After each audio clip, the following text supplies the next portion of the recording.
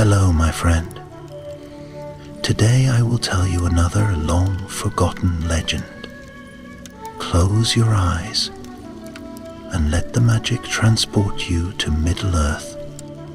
Our journey begins.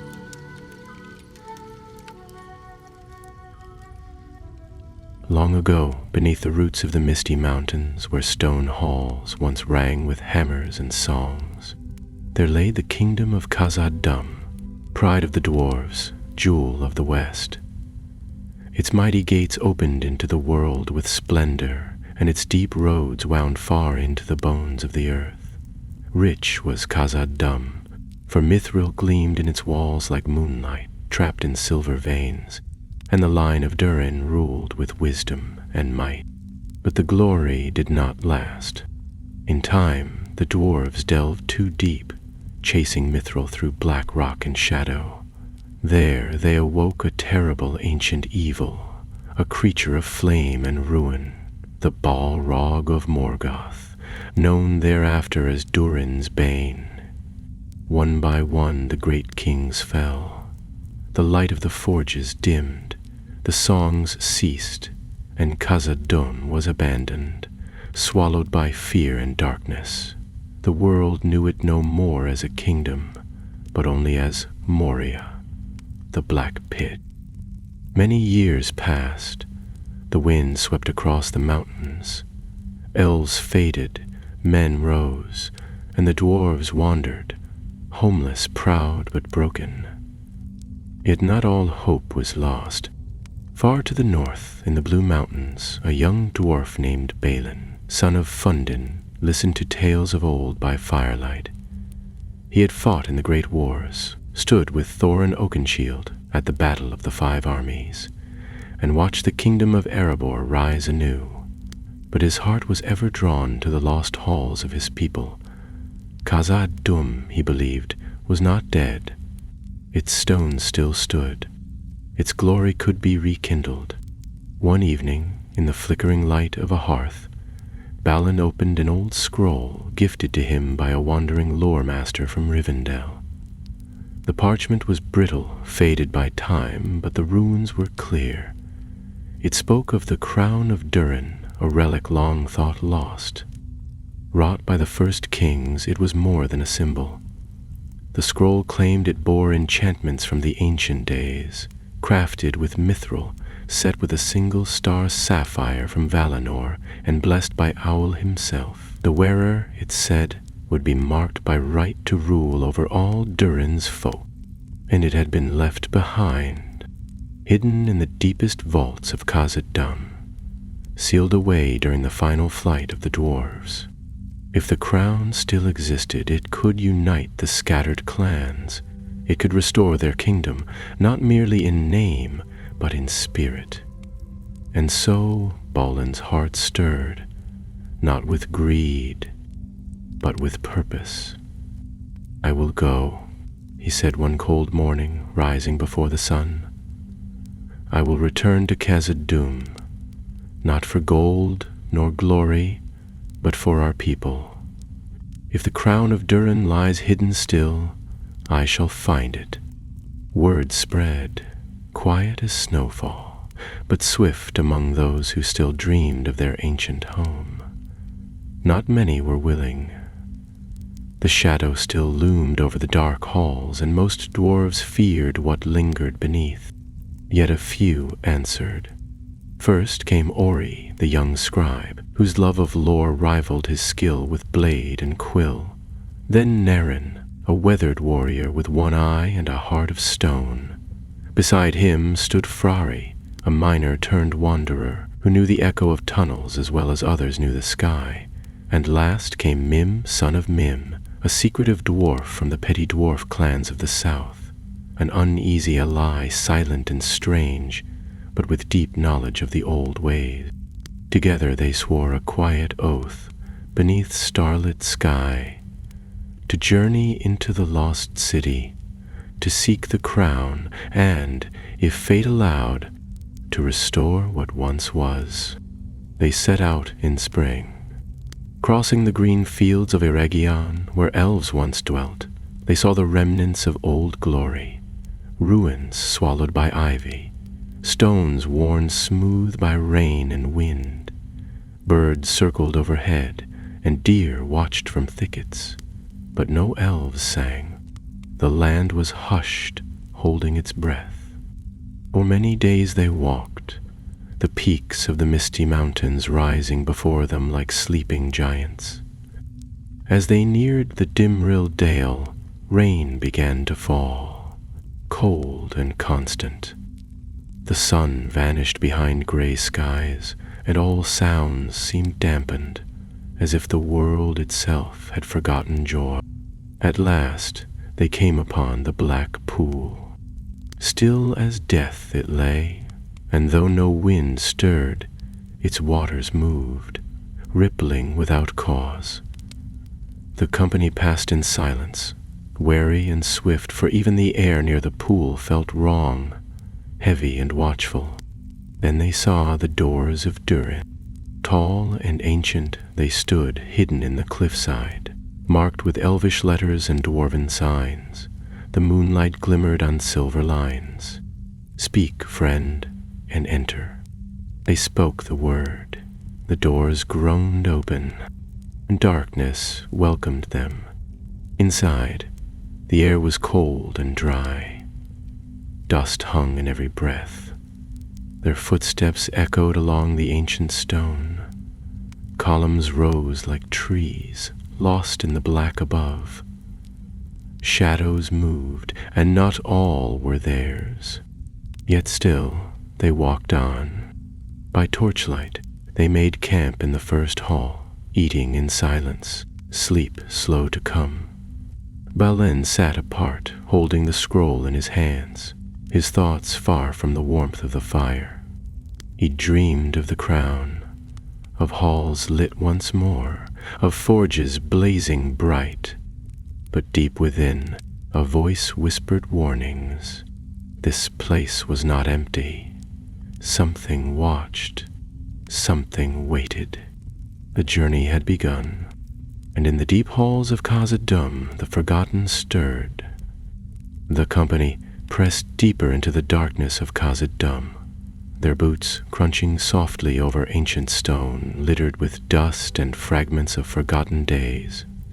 Their torches cast flickering light upon the great pillars that lined the halls like silent sentinels, each one carved with runes worn smooth by time. Overhead, the vast ceilings vanished into shadow, and every sound was answered by an echo that came too late, as if the mountain itself were listening and thinking before it spoke. For many hours they moved in silence, broken only by the low murmur of Ori's voice as he recited the old maps he had studied back in Erebor.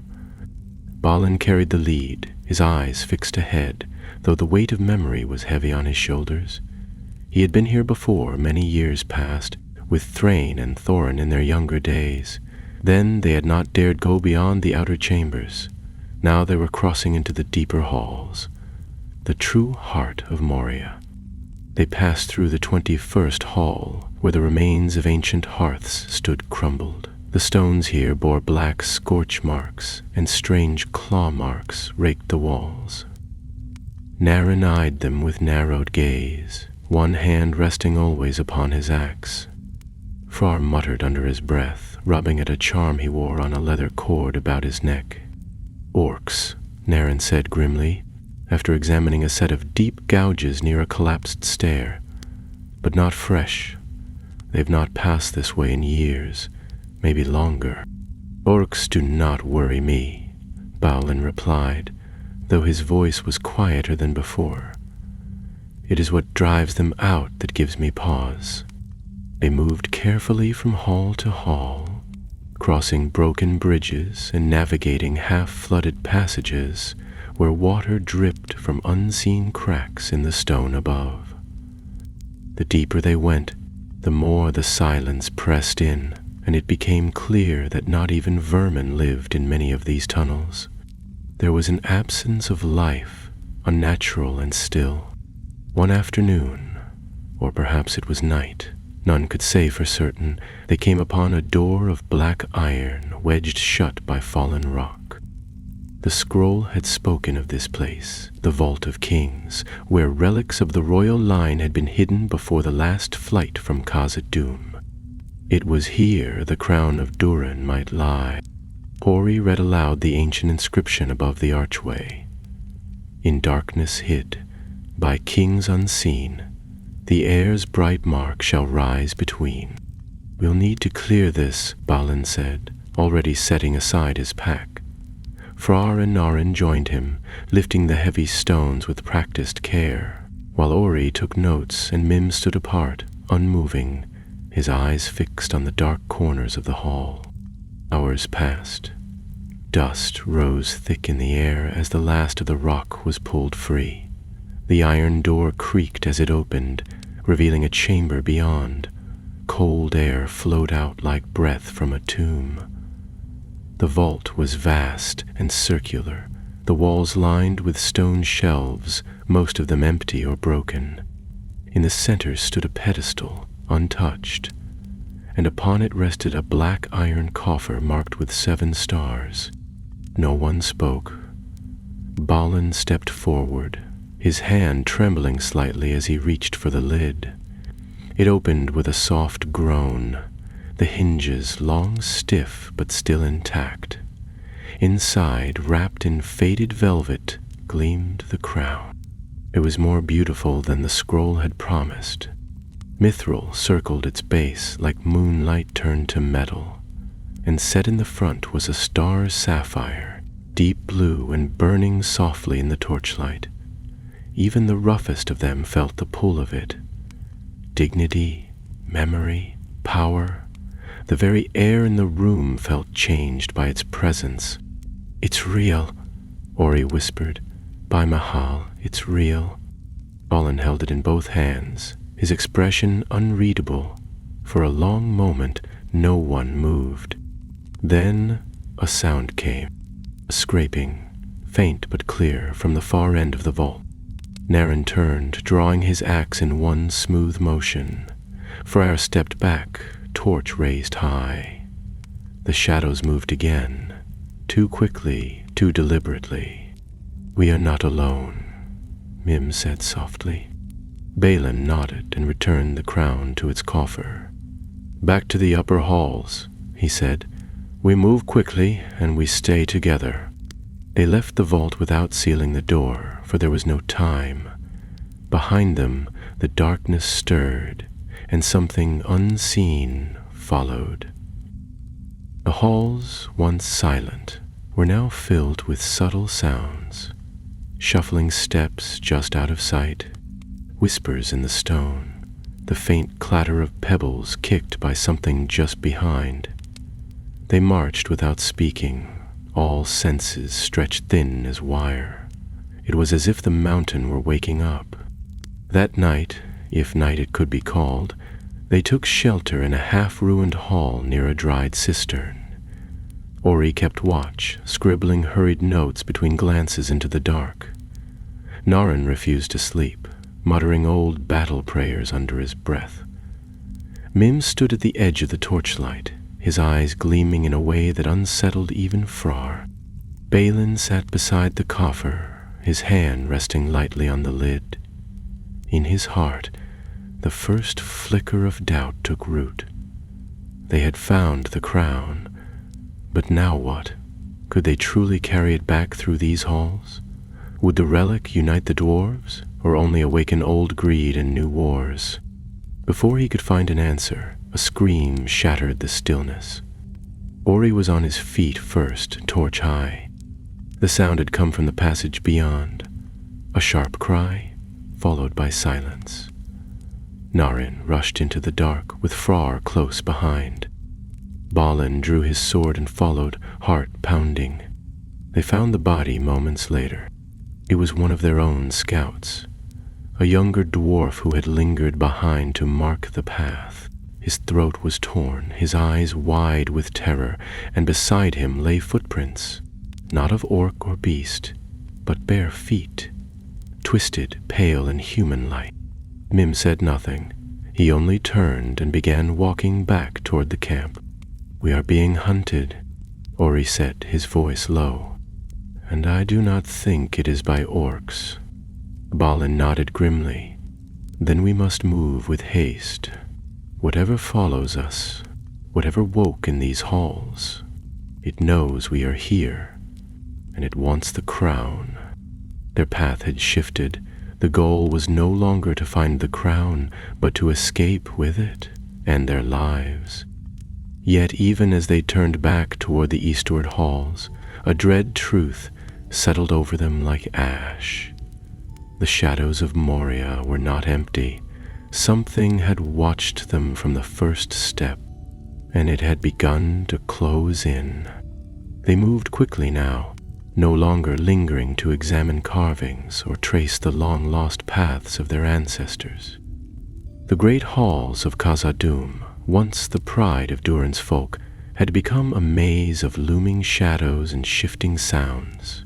Their torches flickered as if protesting the darkness, and the walls seemed to close in tighter with every step. The weight of the mountain pressed down from above, as though the very stone were watching. Balin led the way with steady purpose, but worry carved deeper lines across his brow. The coffer containing the crown of Durin was slung across his back, tightly bound and padded, though its presence seemed to radiate a kind of silent pull, like a beacon in the dark. Behind him, Naren marched with axe in hand, and eyes ever scanning the gloom, while Ori kept close to Frar, whispering details from his memory of the old maps. Mim, as always, walked apart, never quite ahead, never quite behind. They avoided the lower routes where water had flooded the ancient passages, and kept to the high vaults, where air still moved and the echoes of the past lingered. Once they crossed through the Chamber of Records, where stone tablets lay shattered and scrolls had turned to dust.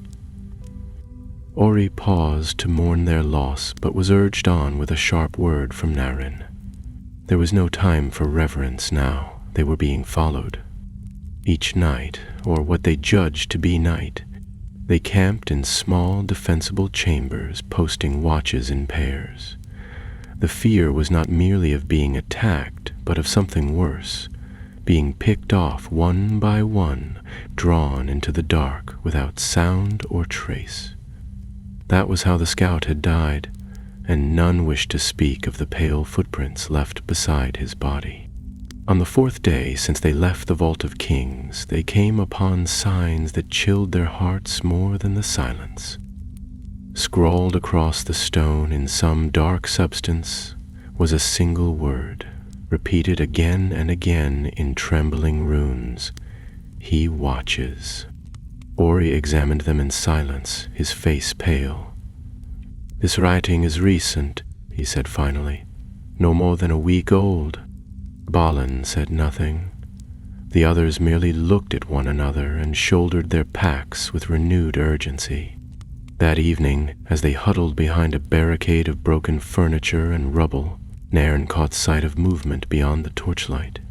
He didn't cry out, nor throw his axe. He simply stood and watched as a tall, thin figure moved slowly through the dark. It did not speak. It did not attack. It merely passed, gliding like a shadow in the corner of the eye. When he spoke of it later, he would only say, "It was not orc nor beast. It wore a face, but not one I'd call living." The next morning they found their food supplies disturbed, nothing taken, but all of it touched, as if sniffed at or moved just enough to remind them they were not alone. Even Mim seemed unsettled now, his mutterings louder and his eyes darting more often to the dark. They pressed on, hearts pounding and minds sharpened by fear. Their goal was now the east gate of Moria, where sunlight might once again touch their faces. The upper path would take them near the bridge of Khazad-dûm, a place Ori had read much about. A narrow stone span over a chasm so deep that even echoes never returned from its bottom. It was the last true defense of the inner kingdom, and it had once held back an army. Reaching it, however, meant passing through the second deep, a region long left off most maps, even Ori's. The passage was cold and dry, the walls jagged and slanting, as if shaped not by dwarf nor time, but by some deep wound in the world itself. Here the silence changed. It became thick, unnatural, as though sound was swallowed before it left the lips. Even the torches burned lower, the flames shivering in unseen wind. On the 6th day, they reached the edge of the second deep and camped on a wide platform overlooking what remained of an ancient guard room. From here they could see the glimmer of mithril veins in the walls, streaks of silver boule that pulsed faintly in the dark. Frar stared at them too long, his eyes wide and glassy. "It sings to me," he said softly. "Do you not hear it?" Naren slapped his shoulder. "Stay awake, Frar. That stone's cursed now. Let the dead keep their treasure." That night, Freyr vanished. No one had seen nor heard anything. He had taken his turn at the watch and simply never returned. There were no tracks, no cries, no struggle. Only his cloak lay on the ground, folded as if placed there with purpose. Bolin did not speak when he found it. He simply picked it up, looked once into the dark tunnel beyond, and returned to the fire. None slept after that. The following day was marked by silence. No one dared break it with idle words. The sense of being watched had grown heavier, as if 1,000 unseen eyes bore into their backs. Ori refused to write, his journal tucked deep into his pack, and Mim muttered prayers in a tongue none of them understood. When they reached the bridge of Khazad-dûm, it was as if a weight lifted, if only for a moment. The ancient span arched across a bottomless chasm, the stone still firm though cracked in places. On the far side lay the way east, and beyond it, freedom. But standing at the far end was a figure. At first, they thought it a statue. Tall, robed, unmoving. Then it tilted its head. Ori froze, his breath catching. "That's not possible," he said quietly. "It can't be him." "Ooh," Naren asked. "Oin, that's Oin." Alan's blood ran cold. Oin had been part of the first expedition to reclaim Moria years ago, before this company. He had vanished without trace, yet here he stood, eyes black as pitch, skin pale and stretched, mouth hanging open in silent scream. And then he moved, not like a man, not even like a beast, but as if pulled by strings from the dark beyond the bridge. He stepped forward, arms loose at his sides, his head lolling as if broken. From the shadows behind him more figures emerged, stumbling, crawling, some dragging limbs bent the wrong way. All bore the remnants of dwarven garb. They were the lost, the dead, or what had become of them. Balin raised his sword. "We run," he said, "now." They turned and fled, not back but across the bridge. The ancient stone trembled beneath their feet, dust rising with every step. Behind them came the dead, their footsteps unnatural, unhurried but relentless. Midway across the bridge, a thunderous crack rang out. One of the stones crumbled beneath Mim's foot. He stumbled, crying out, and for a heartbeat he dangled over the chasm. Naren grabbed him, hauling him back just as another figure hurled itself onto the bridge from the shadows. Bolin turned, swinging his sword, and the creature fell back, hissing, not in pain, but in fury. They reached the far side and slammed shut the ancient gate behind them. The creatures did not follow. They only stood at the bridge's edge, watching, unmoving. Ori collapsed to the floor, gasping. What were they?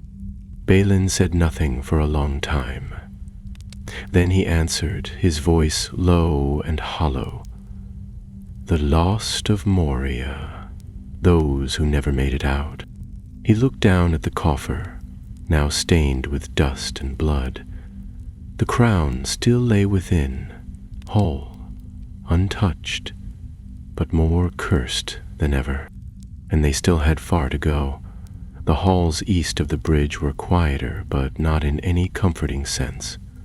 The silence here was older, heavier, like a sealed tomb, untouched by breath or voice for an age. They lit their torches again, for beyond the gate there was only blackness, and every few paces they stopped to listen, checking the shadows for signs of pursuit.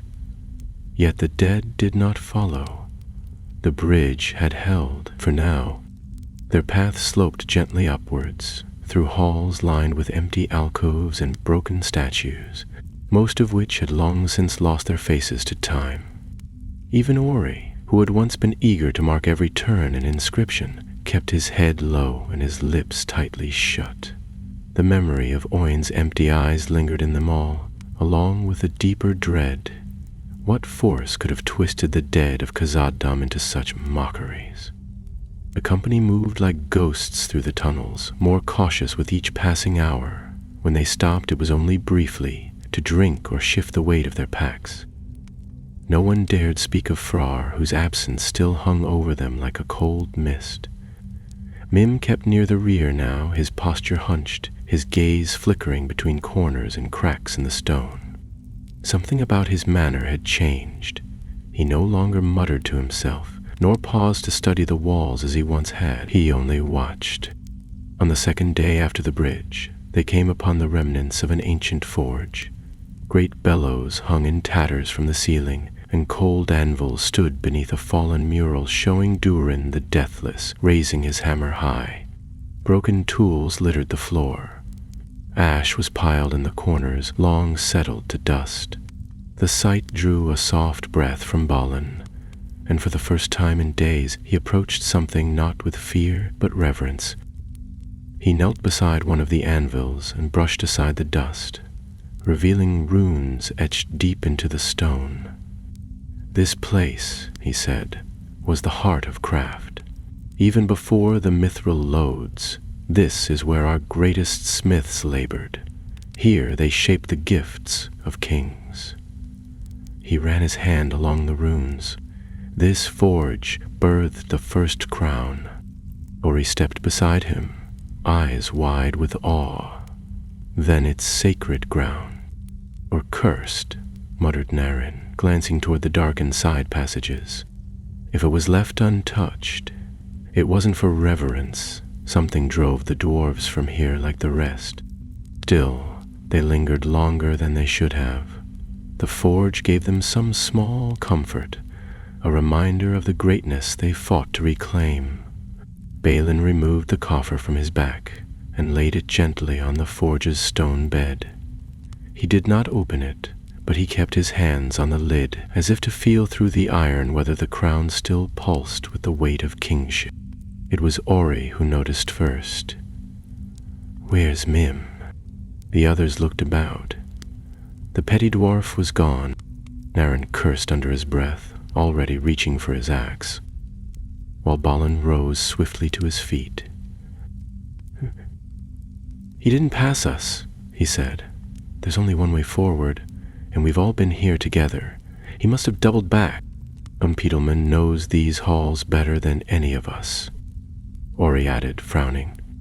"But why would he vanish now?"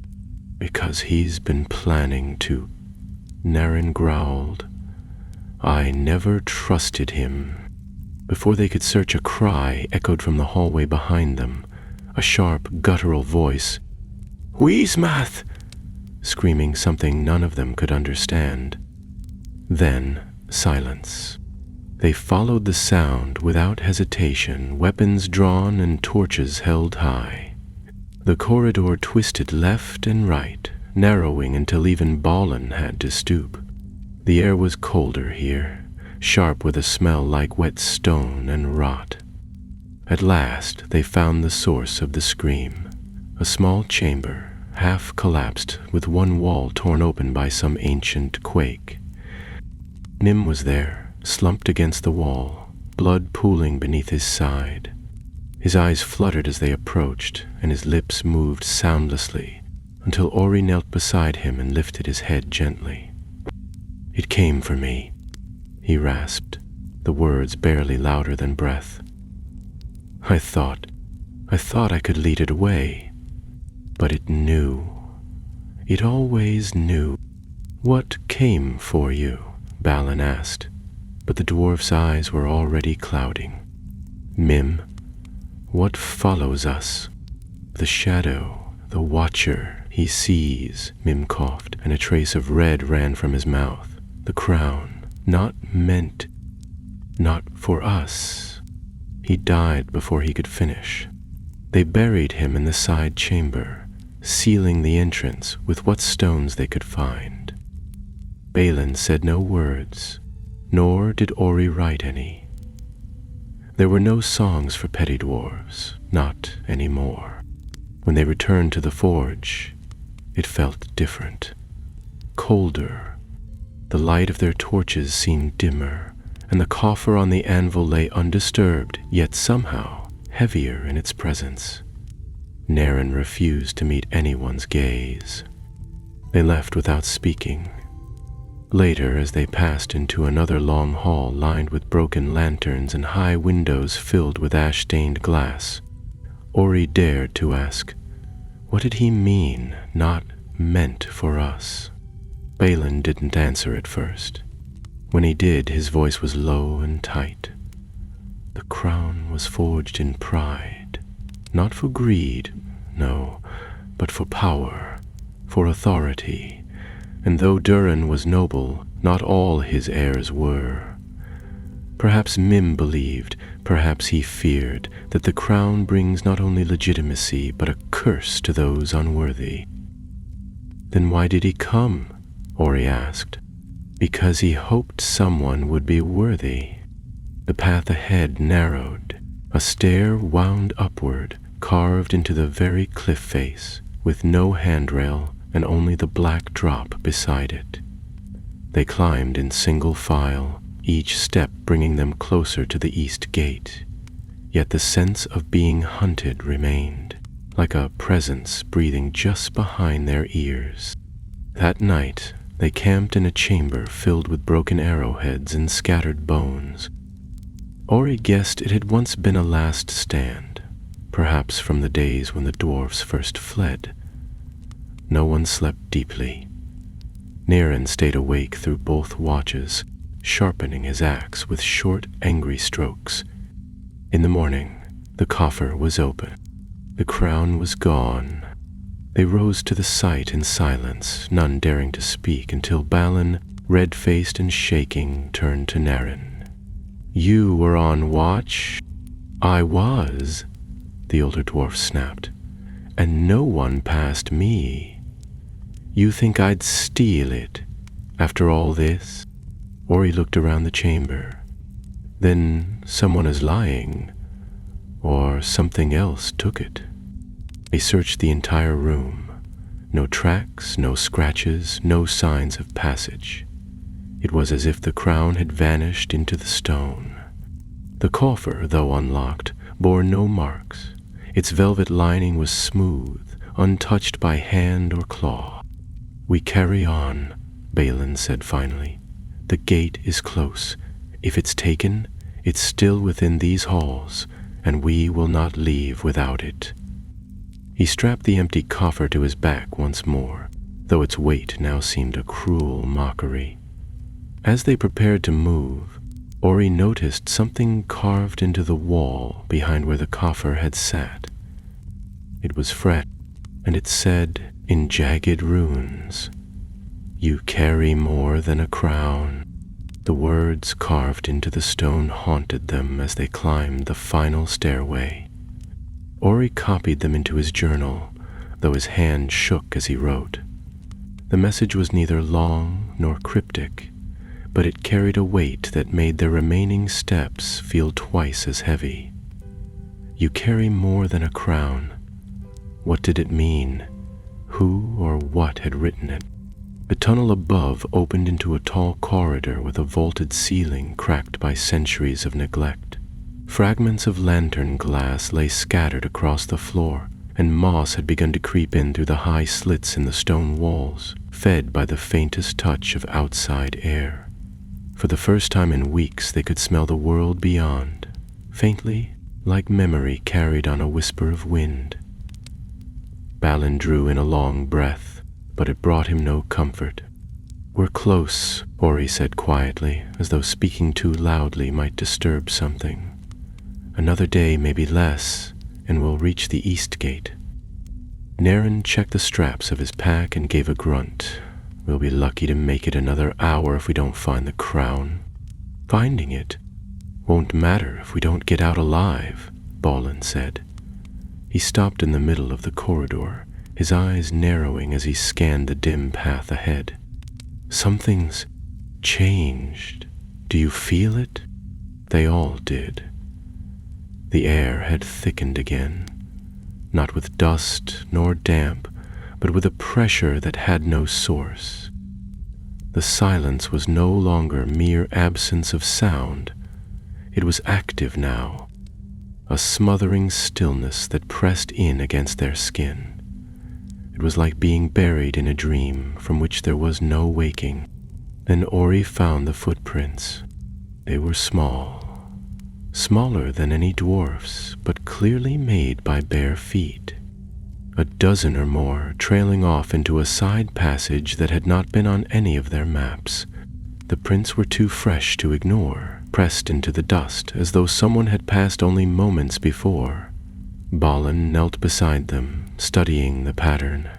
"Whatever it is, it took the crown," he said, "and it wants us to follow." "That's a trap," Naren growled. "We know it. It wants us deeper. We've seen what lives in these halls." "True," Bolin replied, "but we can't leave without it. If we do all this, every life lost, every step taken, it will have been for nothing." He looked to Ori. "Can you lead us?" Ori hesitated. "I can try." They turned into the side corridor, torches held high, boots crunching softly in the dust. This path was narrow and crooked, different from the proud halls of the upper levels. The walls were rough, unadorned, and close enough that their shoulders brushed against the stone. It felt older here, primitive even, as if this place had been carved not by Durin's folk, but by something else entirely.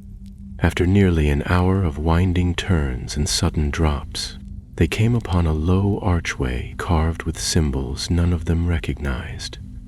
The stone was darker here, veined with silver threads that pulsed faintly when touched. The footprints led straight through the arch and into a chamber beyond, its entrance partly collapsed by fallen rock. Balin ducked inside first. The room was larger than expected, its ceiling lost in shadow. In the center stood a stone dais, and upon it, resting in plain sight, lay the crown of Durin. It gleamed in the torchlight as though freshly polished, the star sapphire glinting with silent menace. Around it, the floor was littered with old bones, some shattered, some blackened by fire. They approached cautiously, weapons ready. Ori stepped forward, peering at the runes etched into the dais. "These aren't dwarvish," he murmured, "or elvish. I don't know what they are." "Do you hear that?" Balin whispered. At first, the others heard nothing. Then, faintly, like wind through a hollow pipe, a voice began to hum. No words, just a low, rising melody that seemed to come from the stone itself. It was not a beautiful sound, nor harsh, but unsettling in a way that stirred old instincts. Something beneath their feet was not asleep. Naren growled and stepped forward. "I've had enough of riddles. Let's take the crown and be gone." He moved toward the dais, but the moment his foot crossed the runic ring, the humming stopped. A deep groan echoed from the walls. Dust sifted down from the ceiling, and then, without warning, the ground beneath the dais cracked. It split like brittle glass, and from the fissure rose a shape cloaked in smoke and shadow. It was tall, towering, its form never quite still, shifting, reshaping, sometimes like a man, sometimes like a beast. Eyes burned like embers beneath a dark hood, and from its back trailed tendrils of ash that writhed like serpents. The room dropped in temperature. Even the flames of their torches pulled inward, shrinking under the weight of that presence. Ori backed away. "It's a wraith, but not like the 9. No," Balin said. "Something older." The shadow thing raised a hand, and the crown lifted from the dais, floating gently toward it. Yet even in its power, it did not touch the relic. It merely hovered near it, as if the thing itself carried danger. "You should not have come," the voice said. It was no spoken in words, but it filled their minds all the same. "The crown is not for the living." Dalen stepped forward, sword drawn. "It was made by Durin's hand. It belongs to his heirs, and we will take it back." "You are not ready," the voice replied, low and echoing. "You do not know what lies ahead." The shadow raised its other hand, and the ground trembled. Visions flooded their thoughts, images of war and ruin, of dwarf fighting dwarf, of flames rising from the forges of Erebor, and a great crown burning atop a mountain of ash. The crown did not unite. It divided. It poisoned. It called to ambition and pride. But Balin stood firm. "We came for it. We will not leave it to you." The crown fell from the air and landed at his feet. The shadow withdrew a step. "Then take it," the voice said, "and bear the burden. You carry more than a crown." With that, it dissolved into smoke and was gone. The silence returned. Ori knelt and picked up the crown with both hands, wrapping it quickly in cloth. Balin took it from him without a word and placed it back into the coffer. No one spoke as they left the chamber, nor did they look back. Hours passed before they found the main passage once more. The east gate was not far now, its stair carved into the very face of the mountain. When at last they saw the first hint of daylight through a high crack in the stone, even Naren let out a soft sound of relief. They had the crown. They had survived the deep. But none of them felt like victors. The east gate of Khazad-dûm had once been a grand archway carved into the sheer face of the Silvertine. In the days of Durin the Deathless, traders from all corners of Middle-earth had passed through it. Elves from Lothlorien, dwarves from the Iron Hills, even men from distant lands bearing spices and silver. Now it was choked with rubble and half swallowed by the mountain's creeping moss. A single shaft of daylight slanted down through a break in the ceiling, striking the broken flagstones like a blessing. When Ori saw it, he nearly wept. They stood just inside the threshold, silent as the wind stirred dust from the cracks and sent it whirling into the light. For the first time in days, they could hear birdsong, a distant echo, faint and high, but enough to remind them of the world they'd left behind. Balin stepped forward, cradling the coffer in his arms as if it were a wounded child. The crown within had grown heavier with every mile, and not just in weight. "We've made it," we said quietly, almost not believing it himself. Narin scanned the open sky and muttered something about how he would never again complain about the sun being in his eyes. His axe hung low now, its blade chipped and dulled from more than one close call. They had escaped the dark, but not untouched. Balin turned to face them, the coffer resting against one knee. "We'll rest here just a while," he said. "We need to cross the Dimril Dale before nightfall." "There's no sign of pursuit," Ori said, glancing back down the long tunnel that stretched into Khazad-dûm's gloom. "Whatever that thing was, it let us go. For now," Narin added darkly, "but I'll not sleep with that thing still in our hands." Balin nodded. He understood what Narin meant. The shadow creature had not been a guardian in the usual sense. It had not tried to destroy them or steal the crown. Instead, it had allowed them to take it, and that more than anything troubled him. They found a sheltered ledge overlooking the dale and made camp there. From the edge, they could see the silver ribbon of the Celebrate flowing far below, and the green canopy of Lothlorien beyond the river's bend. It was a beautiful sight, peaceful even, but none of them truly relaxed. Mim was gone, Frar was gone. The others who had followed Balin into the dark had never returned. Of the company that had set out with hope, only 3 remained. As the fire crackled and the sun dipped lower, Ori opened his journal and began to write. His hand moved more slowly than before. The words did not come easily. He described the forge, the dais, the shadow, and the way the crown had hovered, untouched even by the wraith. But when he came to the warning carved on the wall, he hesitated. "You carry more than a crown. What could it mean? Was it a threat, a prophecy, or merely the ramblings of a dying mind?" "Do you think it's cursed?" Ori asked suddenly, glancing up from the page. Balin sat across the fire, staring into the flames. The coffer lay beside him, closed and wrapped in a thick cloth. He did not look up when he answered. "I think it carries the memory of too many kings. That kind of weight does things to a man." Narin poked at the fire with a stick, his expression sour. "It's not the crown I'm worried about. It's what comes after. We walk into Erebor with that thing, and what happens? Some will kneel, others will challenge. War, maybe. Then what would you have us do?" Balin asked, his voice quiet but firm. "Leave it buried? Forget it exists?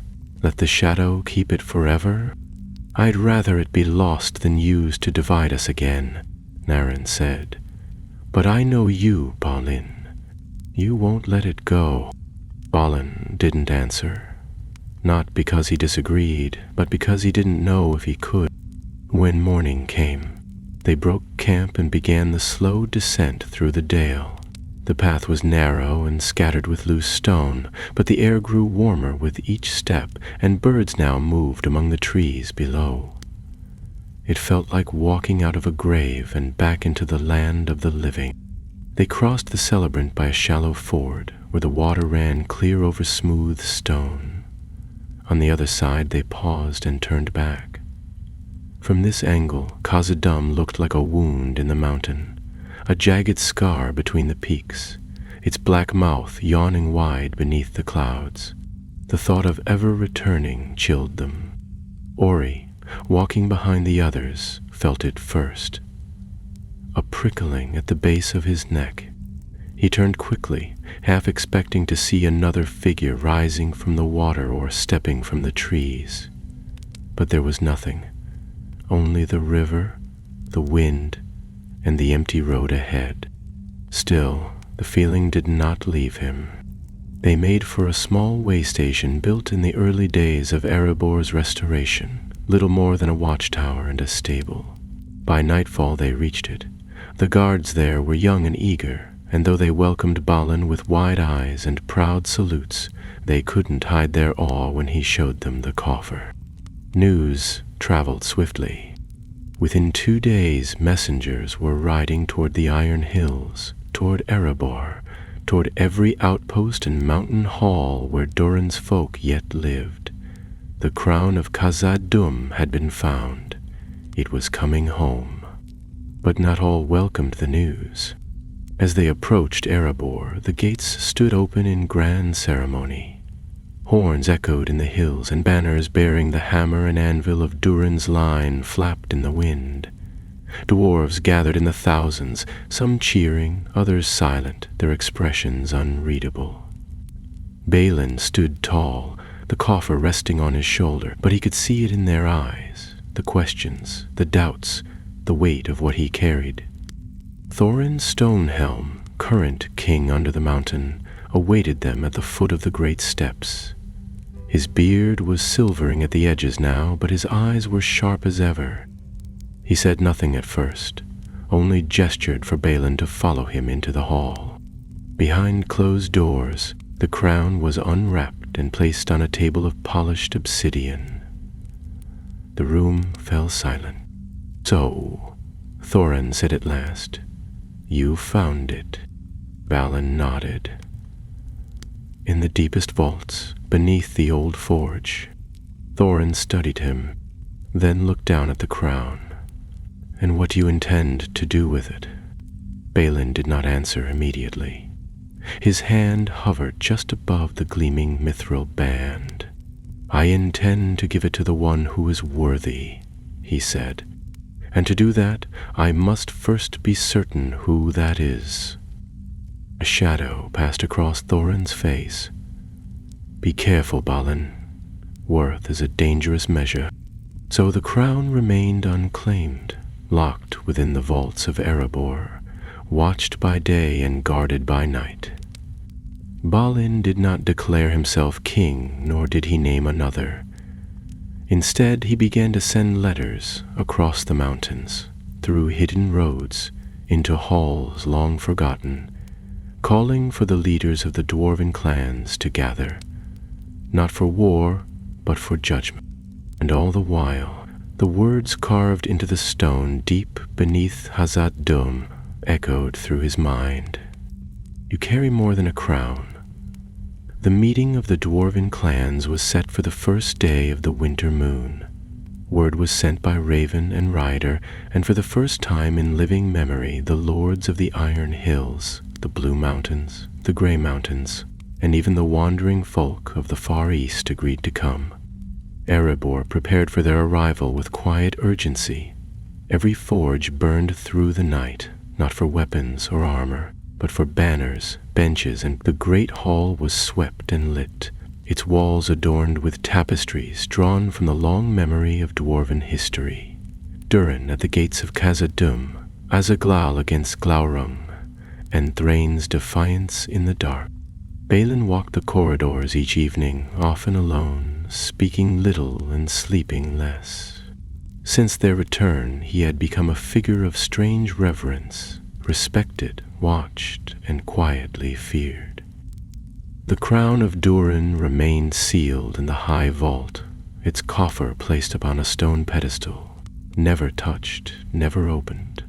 Guards stood before the doors day and night, though none had dared enter since its arrival. Even Thorin Stonehelm, whose authority remained undisputed, had taken to watching the vault from afar.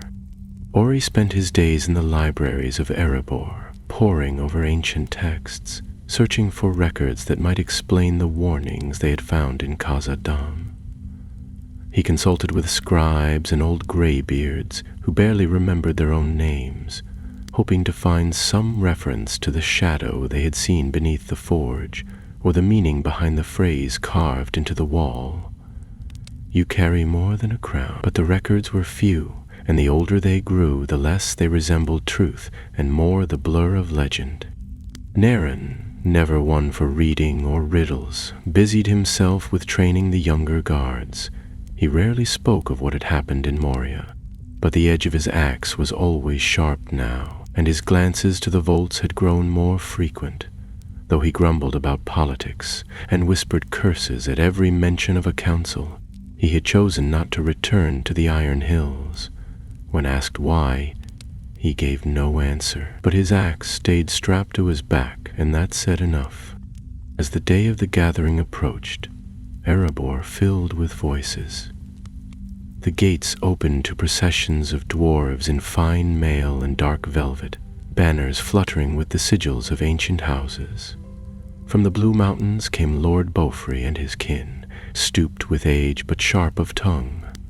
From the Grey Mountains came a younger line, proud and fierce, who had fought bitterly in the Goblin Wars. The Iron Hills marched in heavy ranks, silent and grim, their captain bearing the runes of a recent battlefield. Even the wild dwarfs of the East, who rarely set foot in halls not their own, sent a party of emissaries, clad in strange furs and iron jewelry. They gathered in the great hall beneath the mountain, where pillars rose like trunks of stone trees, and the echoes of hammer songs still lingered in the air. A ring of seats had been arranged around the central dais, where the coffer sat, unopened, draped in black cloth. Balin stood before them all, alone at the center, his voice steady as he began. "Lords and kin of Durin's folk, I welcome you to Erebor. You come not at my command, nor in allegiance to any crown, but because a question now lies upon all of us. A question of what we are, and what we may yet become." He gestured to the covered coffer beside him. "You know what lies within, the crown of Durin, forged in the days before shadow fell on our hearts, lost in the fall of Khazad-dûm, found again beneath its deepest roots. I bring it not to claim a throne, nor to stir old wounds, but to ask, what shall we do with it?" Murmurs rose among the gathered dwarves. Some leaned forward in interest, others scowled, but no one interrupted. Balin continued, "I do not stand here to name myself king. I am no Durin reborn. I am a son of Fundin, a servant of my people, and I have seen what waits in the deep. The crown is not only a symbol of unity, it is a burden, one that could raise our people or ruin them." He paused, letting the words settle like dust on stone. "There is power in this relic, power drawn from old enchantments, old pride, but I ask you now, are we ready to bear it?" Silence followed. Then, slowly, Lord Beaufry stood. He leaned heavily on his staff, but spoke with surprising strength. "You are wise, Balin, wiser than many I've seen wear gold, but wisdom does not make kings, and neither does relic or blood. What matters is strength. If you claim the crown, will others follow?" "I will not claim it," Balin said calmly, "not without the voice of my people behind me." Another lord rose, a younger one this time, with dark braids and sharp eyes. "And if we choose another, would you accept it, or would you draw that blade of yours and make your own claim?" Balin's voice was quiet, but it did not waver. "If another be found more worthy, I will kneel. But if one seeks the crown for pride, for conquest, then yes, I will draw steel." The murmurs grew louder. For a moment the council teetered on the edge of anger. Then Thoron Stonehelm stood. Enough of his voice remained from the old days that, when he spoke, silence returned. "We are not here to fight," he said, his eyes sweeping the gathered lords. "We are here to decide. The crown is a relic of our past, but it may shape our future, and that future will not be forged by a single hand. He turned to Balin. "You have brought us the crown. Now let us see who dares lift it." And so the crown was unveiled. When the black cloth was pulled away, a hush fell across the room. The mithril gleamed with a cold silver light, and the star sapphire blazed like frozen flame. It was beautiful and terrible. None stepped forward. Then a voice rose, not from among the lords, but from one of the eastern emissaries. "It is cursed," the dwarf said simply. "We feel it, not in words, but in the bones." A murmur of agreement followed, and suddenly all eyes were on Balin once more. He did not flinch. Instead, he stepped forward, reached into the coffer, and lifted the crown. It was heavier than he remembered, not just in weight, but in silence. It made no sound when touched, no hum of enchantment, no tremble of magic, only stillness. He held it aloft, letting the firelight dance along its rim. "This is what you came to see," he said. "But I ask again, what will you do with it?" The council was left with no answer. Not that day, nor the next. They argued, debated, shouted. Some wanted to enshrine the crown, lock it away, and declare the age of kings ended. Others demanded it be worn immediately, whether by Balin or one of their own. A few called for tests of strength, or trials, or even duels. None could agree. The only thing they shared was unease. And through it all, the crown remained on the stone dais, untouched, until one night it vanished. The disappearance of the crown shook Erebor to its roots. At first, no one believed it could have vanished at all. The vault had been sealed with iron doors, locked by both key and rune. Guards had stood watch in shifts, and no one had entered without being seen. But when the morning light spilled into the hall and the chamber was opened, the coffer stood empty, its velvet lining undisturbed, the lid untouched. No sign of forced entry, no broken lock, no magic alarms tripped. It was simply gone. Panic spread quickly through the mountain. Whispers rose like smoke from forge to feast hall, growing darker with every telling. Some said it had been stolen by the emissaries from the east. Others that Thorin Stonehelm had taken it in secret to secure his rule. There were those who believed it had never truly been found, that Balin's tale had been a ruse to unite the clans behind a false relic. But most troubling of all were the quiet voices in the corridors and mines, those who claimed they had seen something moving in the shadows. Not a dwarf nor a man, but something older, tall and cloaked, trailing ash wherever it passed. Balwin wasted no time. Within the hour he summoned Ori and Naren and ordered a full search of the mountain. Every tunnel, every storeroom, every hidden stair, nothing was to be overlooked. He led the effort himself, torch in hand, eyes hard as granite. The mountain had been his home, but now it felt like a stranger. He passed familiar stone halls and saw them anew, each arch a gateway to doubt, each echo a whisper of blame. By the second day, tension in Erebor had reached a breaking point.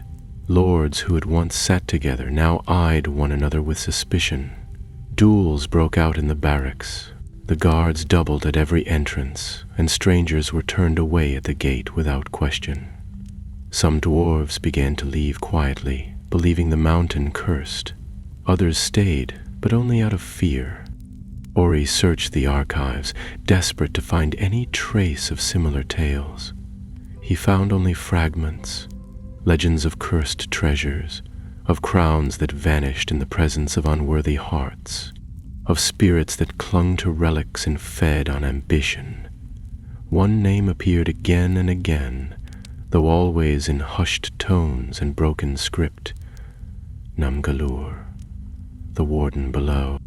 He brought the findings to Balin late in the evening, spreading parchments across the council table. "It's not a name I've seen before," Ori said, tapping one of the older scrolls. "But the meaning is clear. It's not a king, not a demon. Something in between. A guardian bound to a relic, not to protect it from the unworthy, but to test them." Balin frowned. "And if they fail the test?" Ori didn't answer. They didn't sleep that night. On the third day, a chambermaid reported hearing footsteps in the northern mines, footsteps where none should have been. Balin, Narin, and Ori went at once, taking only 2 guards.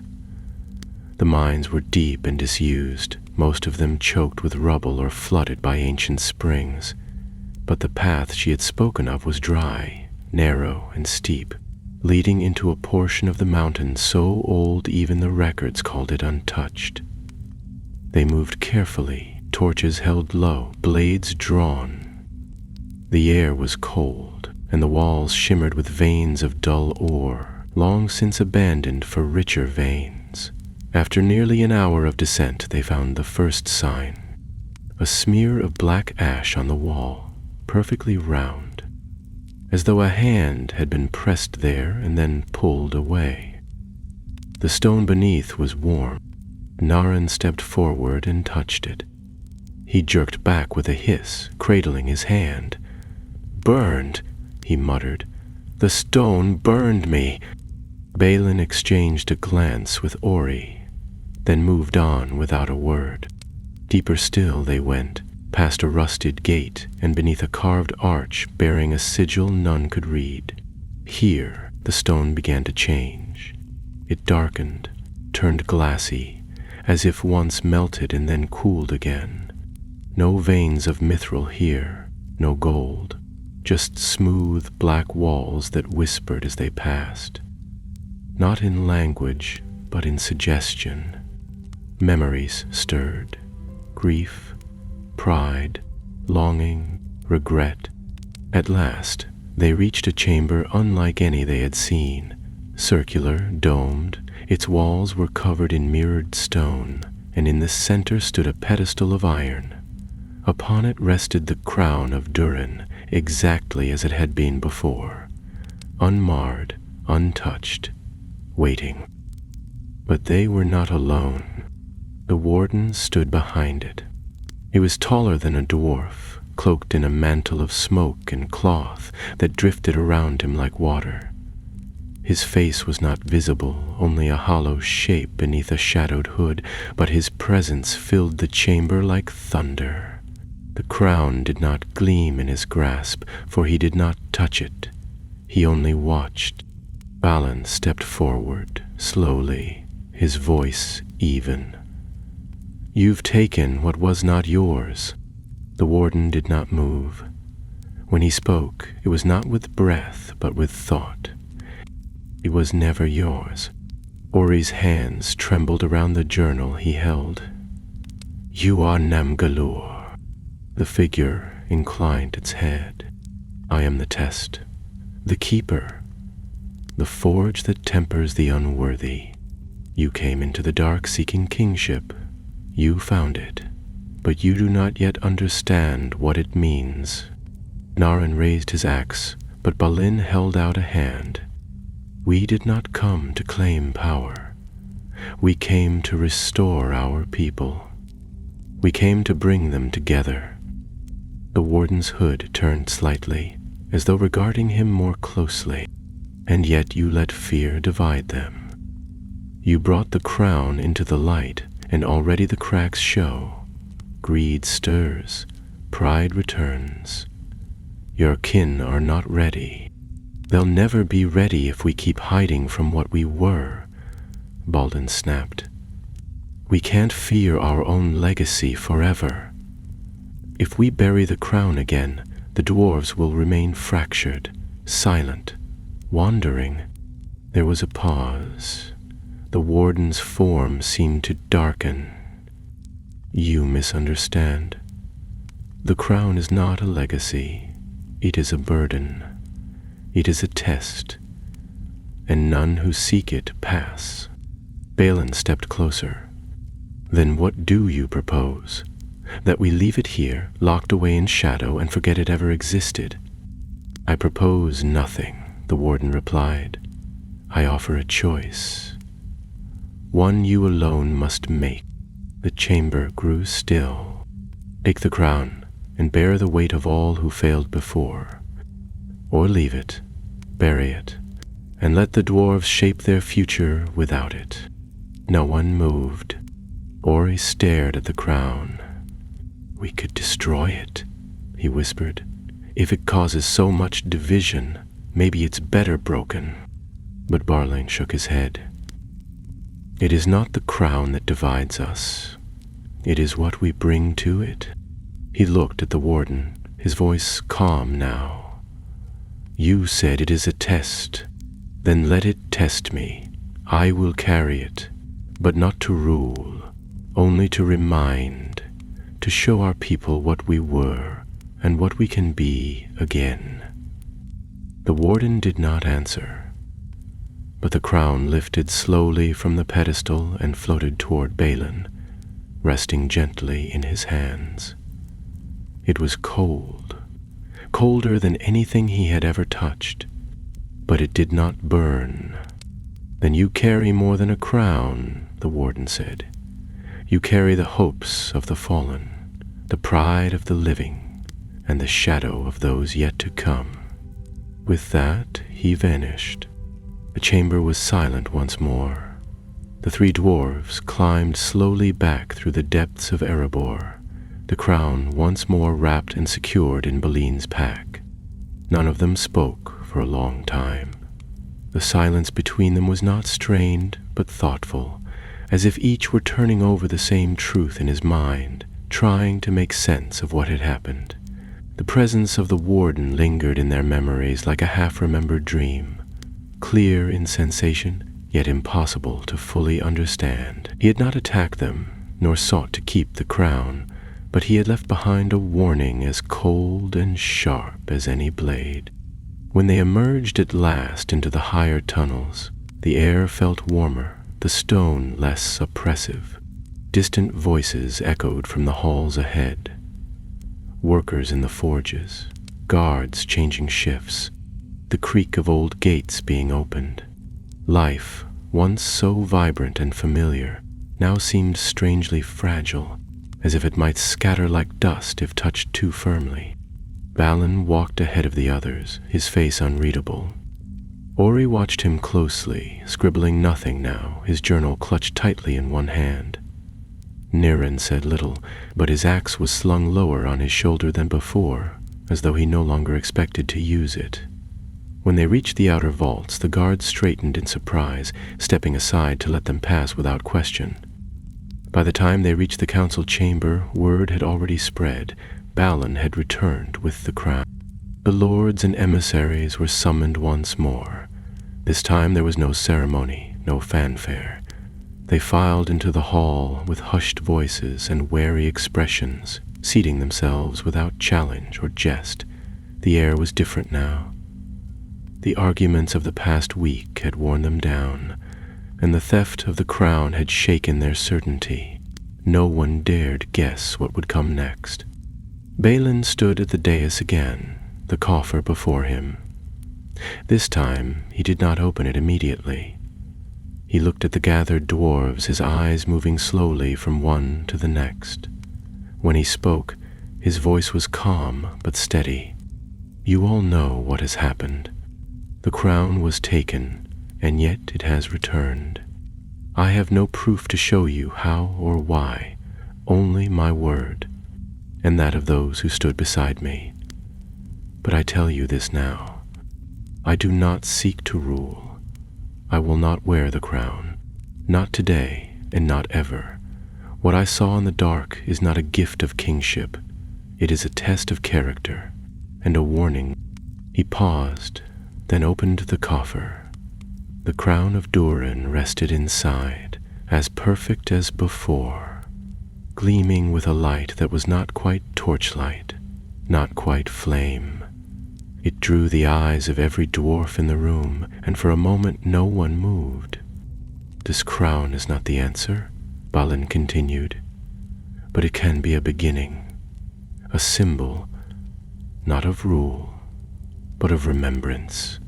Let it stand here, in Erebor, not upon any head, but upon stone. Let it remind us of what we lost in Khazad-dûm, and what we might reclaim, not just in stone and gold, but in unity." Murmurs rose again, but quieter this time. Some nodded. A few looked down at their boots. The sharpest voices, the ones who had spoken most often of succession and power, were silent. Thorin Stonehelm stood. "You speak wisely, Balin," he said, "and I believe your heart is true. If none shall wear the crown, then let it be guarded. Let it remain here, where all clans may see it, and all may remember." One by one the others gave their assent, some reluctantly, a few with open relief, but none opposed. The hall was cleared. The crown was placed upon a new pedestal carved from deep-back obsidian, under glass enchanted by the smiths of Erebor, to guard it against time, theft, and flame. An inscription was carved beneath in Khazad-dûm: "Durin's light, let none bear it lightly." No songs were sung, no horns blown, but the mountain exhaled as though it had been holding its breath for 100 years. Days passed and the clans began to leave, not all at once and not with great ceremony, but steadily, one caravan after another, winding down the mountain roads toward home. The council had ended not with a coronation, but a pact, and that, perhaps, was better. In the quiet that followed, Balin took to walking alone. He visited the forges, spoke with the stone carvers, and listened to the younger dwarves training in the yard. Erebor was strong. It would endure, but his heart was elsewhere. Ori found him one morning near the great bridge, staring out over the dale. "You're leaving again, aren't you?" he asked. Balin gave a faint smile. "Not yet, but soon." Ori nodded. "Khazad-dûm?" "I can't forget it, Ori. I saw something down there, beneath the stone, deeper than the halls and older than any map. It's still there, waiting. Not evil, but unfinished. We fled that place once. Now we're afraid to return. But if we truly want to restore our people, we can't build only on what's easy. We must face what we left behind." "You want to go back, and alone. Not to fight, to build, to begin again." Ori was quiet a moment. Then he looked up and said, "Then I'll come with you." Later that day, Balin met with Thorin Stonehelm and asked permission to send word through the mountains, a call for volunteers. Not warriors, not kings, just dwarves with steady hands and steady hearts, willing to return to the roots of their people. A few days later, word spread. A small company would be formed to return to Khazad-dûm, not to claim it with sword and flame, but to explore, to understand, and perhaps one day to rebuild. A dangerous journey, yes, but one with purpose. Naren joined without question. Ori, of course, was already packing. Others came too, quietly at first, then more openly. They were not many, but they were enough. They did not march with banners nor sing songs of glory. They carried no crown, only tools, maps, and memory. Balin stood at the head of the line as they passed through the gates of Erebor, bound once more for the west. The sky was bright above, the wind clear, and though the path ahead led back into darkness, they walked with light in their hearts. Far behind them, Deep in the vaults of the mountain, the crown of Durin rested beneath glass and rune. It gleamed faintly in the torchlight, its sapphire star catching the light like a watchful eye, and the mountain remembered. The road westward to Khazad-dûm was not a short one, nor was it gentle. Snow had begun to gather in the higher passes, and the wind in the mountains blew sharp and bitter. But Balin's company pressed on, their cloaks drawn tight and their boots steady on the frozen earth. They were a strange company by any reckoning. Stonecutters and lore masters, smiths and builders, none of them soldiers in the usual sense, though most had held an axe in battle at least once. What they shared was not a love of war, but a longing for something greater than themselves. They numbered less than 30, and among them were a few names remembered even beyond the halls of Erebor. Dwalin, Balin's own brother, old now but still as solid as mountain stone. Oin, miraculously found alive after the company's first failed venture into Moria, half deaf but unshaken, and of course, Ori, never far from Balin's side, his journal always tucked beneath one arm, ink staining his fingers. Others were less known. Tarfel, a blacksmith's daughter from the Iron Hills, with arms strong as anvils and a temper to match. Lofar, a quiet stonemason who spoke only when he had something worth saying. And Bruni, a healer from the southern ranges, whose skill with herbs was said to border on magic. Each had their reason for joining, though few spoke of it aloud. They crossed the Anduin near the old ford and followed the river south before turning into the Dimril Dale. The land there was still and quiet, the trees tall and watchful, their leaves turned to silver in the pale winter sun. There was no sign of the orcs who had once plagued the mountains, nor any trace of the strange dead who had haunted the deeper halls. Yet the silence was not comforting. It was the silence of something waiting. When at last they reached the black lake before the east gate, they found it unchanged. The water was still, the surface smooth as glass, reflecting the gray clouds above. They circled wide around it, not daring to test its shores, for Balin remembered all too well the creature that had once stirred beneath those depths. The doors of Durin stood closed, hidden beneath vines and frost. Balin stepped forward and whispered the ancient elvish phrase, "Melon." With a groan like old bones, the doors creaked open. The darkness of Khazad-dûm stretched out before them once more. But this time they did not enter as invaders or desperate seekers. They came with light, with purpose. Ori lit the first lantern, a new design crafted in Erebor, filled with dwarven fire that burned steady and strong. The others followed, their lanterns flaring one by one until the black tunnel was lined with golden glow. The halls were the same as Balin remembered, vast, echoing, broken by time and shadow. But something felt different, not safer, but less hostile. They made their camp in the East Watch Hall, clearing rubble and relighting the ancient sconces with oil and spark. The ceiling above was painted with faded murals, scenes of dwarves forging steel, of children learning runes, of kings crowned beneath mountains. Most of the paint had chipped away, but enough remained to stir the heart. The company slept that night on stone warmed by fire, wrapped in blankets sewn by hands that remembered what it meant to hope. In the morning, they began their work. The first task was mapping.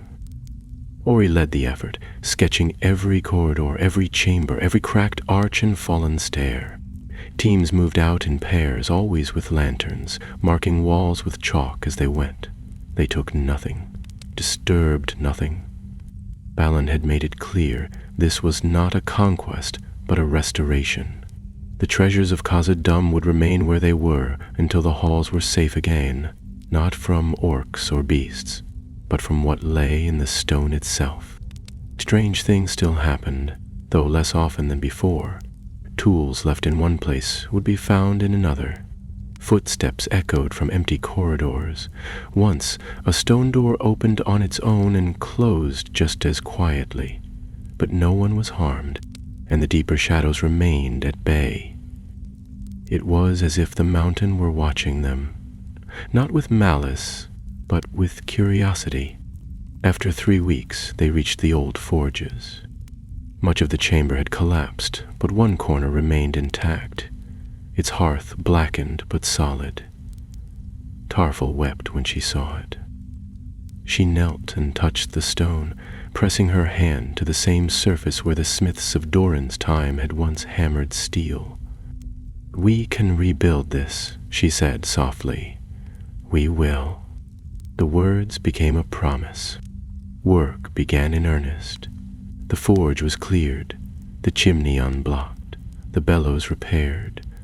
Fires were lit, not for war, but for shaping iron bars into hinges, bolts, beams. The stone cutters reinforced the ceiling above with supports of their own making, carved with runes for strength and blessing. The halls began to take shape again, not as they had once been, but as something new. Not a kingdom yet, but a home. News spread slowly, as news always does among the dwarves. Letters traveled by raven to Erebor, then to the Iron Hills, then to distant clans in the west. Others began to arrive, 1 or 2 at first, then dozens. Builders, miners, cartographers, scholars. None came for gold. They came because something had stirred in them, something older than memory. The halls of Khazad-dûm were waking. One evening, Balin stood on the great stairs outside the second hall, watching the lanterns flicker in the deep below. Ori joined him, journal in hand, and offered a quiet nod. "Do you think we'll ever restore it all?" Ori asked. "All the way to Durin's throne?" Balin didn't answer right away. He looked down at his hands. Hands lined with age, with scars and calluses earned over a lifetime of labor. He had seen kingdoms rise and fall. He had marched into fire and shadow. He had carried a crown not meant for his head. "No," he said at last, "not in my time. Maybe not in yours. But if we build the foundations well enough, someone will." Ori smiled and began to write. That night, as the wind whispered through the deep halls, a soft light gleamed from the chamber of the old forge. The fire was steady, the air warm, and above the arch the ancient inscription had been cleared of soot and dust. It read, "Baruch Fazad, Khazad-i-Amu, the axes of the dwarves. The dwarves are upon you, but no longer as destroyers, now as builders." Winter passed slowly in the depths of Khazad-dûm. Outside, the snows fell thick and deep, burying the high passes and turning the dim-rilled dale into a frozen white basin beneath the cliffs. But within the mountain, the fires stayed lit, and the work never ceased. Each day began with the tolling of a bell, fashioned from the remnants of an old shield, and each evening closed with the soft flicker of lanterns being dimmed one by one.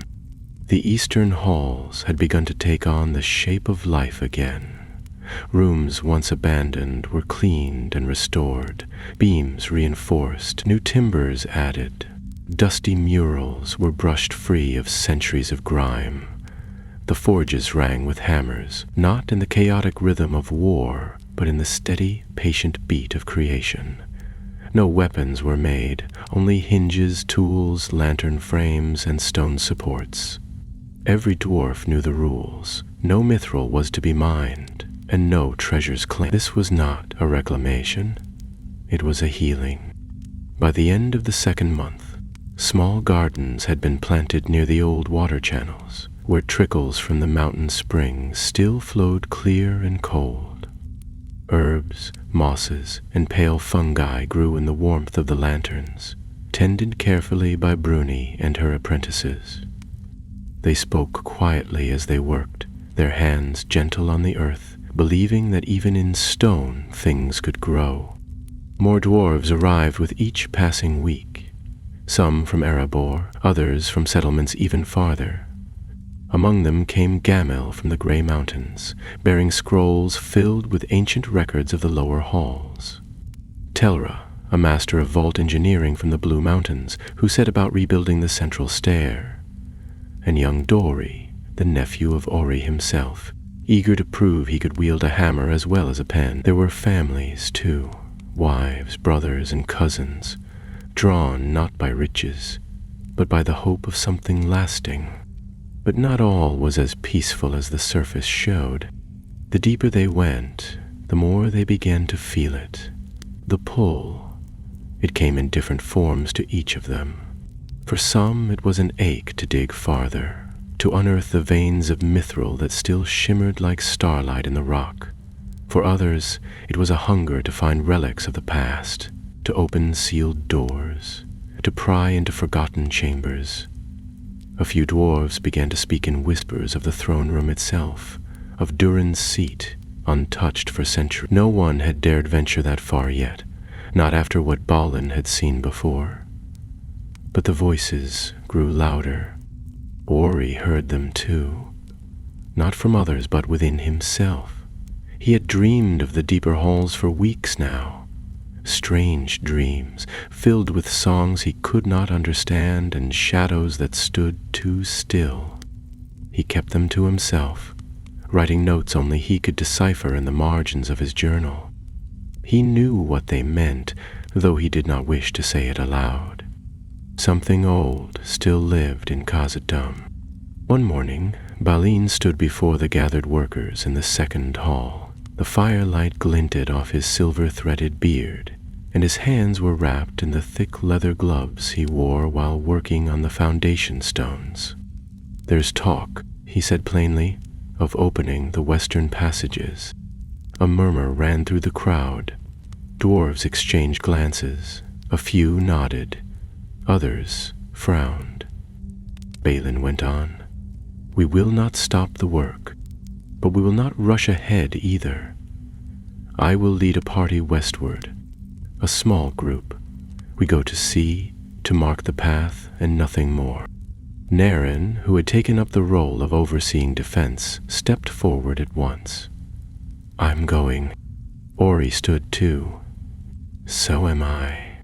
They chose 5 more to join them, builders and scouts, each with a different skill.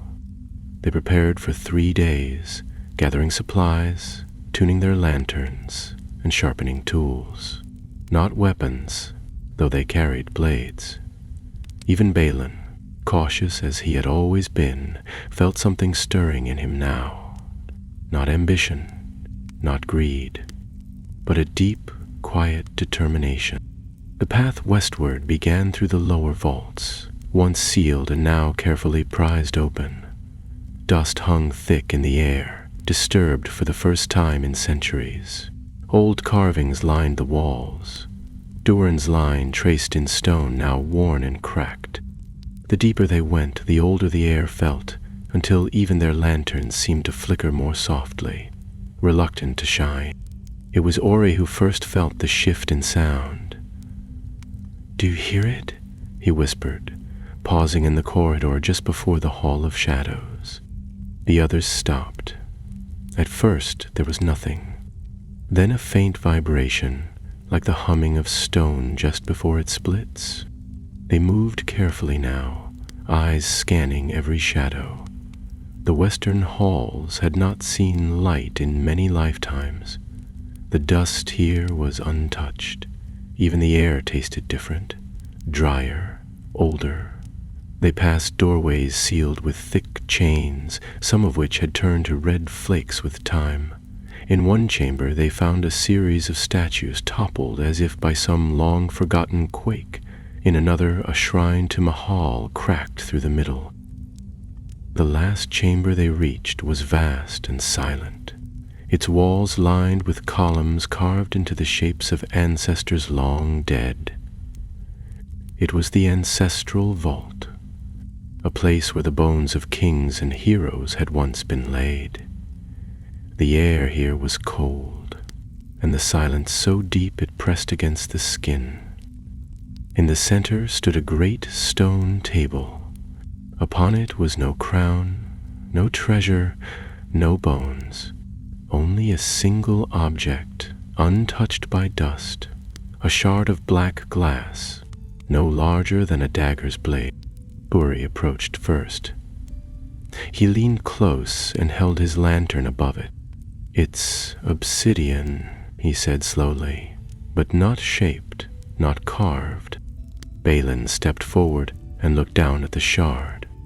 Something about it stirred a memory, not from the forges of Erebor or the halls of his youth, but from the chamber beneath the warden's gaze, the darkness that had moved without sound, the presence that had spoken without breath. He reached out and touched the shard. At once, the light of every lantern dimmed. The air went still. Uri backed away, but Balin did not move. His voice, soft, clear, and not spoken aloud, filled the room. Not the warden's voice. Another. "You come again, builder, bearer, chosen." Balin drew his hand back. The shard remained unmoved, but the air around it shimmered faintly. Uri stepped beside him. "What did you hear?" Balin shook his head. It wasn't a voice, it was a feeling. Naren had already drawn his axe. "We shouldn't stay." Balin looked once more at the shard, then nodded. "Mark the room. We return later, not now." They left without taking the shard, sealing the vault with stone and rune. They returned to the upper halls in silence, and none of them spoke until the light of the forge returned to their eyes. That night, Balin sat by the fire, the warmth unable to chase the chill from his hands. Uri wrote until the ink ran dry. Naren paced the outer walkway until dawn. The mountain was stirring, not with anger, with memory. The days that followed were heavy with unease. Word of the shard spread quickly through the halls, though no one could say how.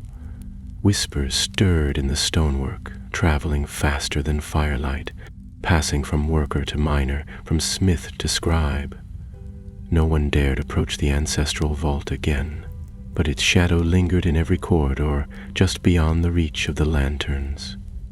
Something had changed, not visibly, not in any way that could be measured or charted. Yet every dwarf felt it, that weight in the air, that ancient watching. Balin met with the senior leaders of the expedition in the forge hall. The fire roared steadily, casting long shadows on the walls, and the tools of their craft lay neatly along the benches, symbols of order in a place where the past had begun to stir.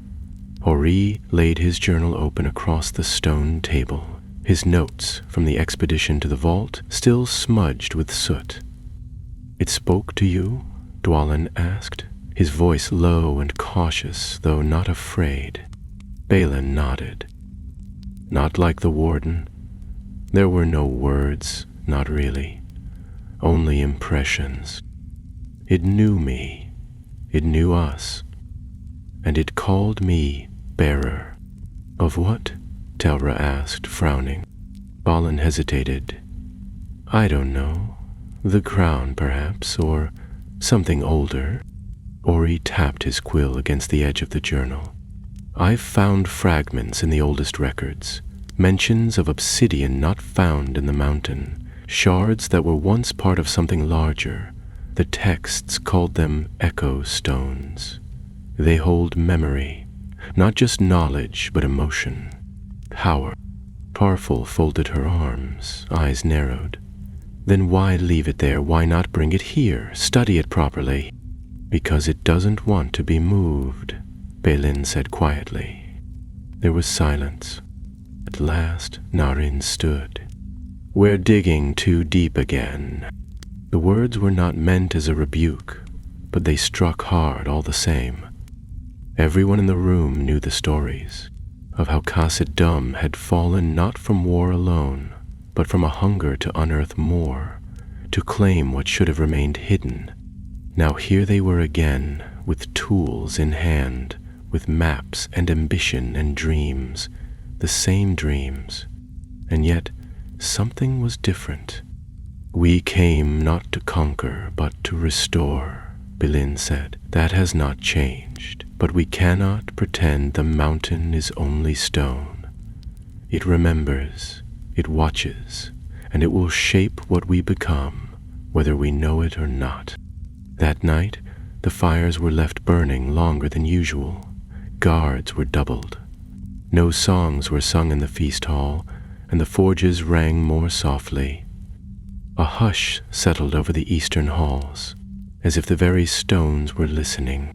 Then, in the deep hours of night, it happened. Jewels fell from stair windows, not loud, not violent, but steady, a low rhythmic thrum like the beating of a vast heart. It came from beneath the vaults, pulsing up through the stone. It reached the forges, the sleeping quarters, even the high watch. Dwarves woke from sleep with sweat on their brows, unable to name what had stirred them. Tools fell from shelves, dust drifted from ceilings. The crown in its sealed chamber gleamed faintly, though no torch touched it. Balin stood in the second hall, staring at the black archway that led west. It was time. At dawn he summoned a final council, smaller than the last, quieter, not of lords, but of builders, smiths, and scouts, those who had carved steps with their own hands, those who had swept old rooms free of dust and memory, those who had seen the shard and not fled. "There is something below," Bolin said, "something older than our halls, older than Durin's line. It sleeps still, but not soundly, and we must know what it is." No one questioned him. They had come here for stone, for honor, for the hope of something that would outlast them. They would not turn back now.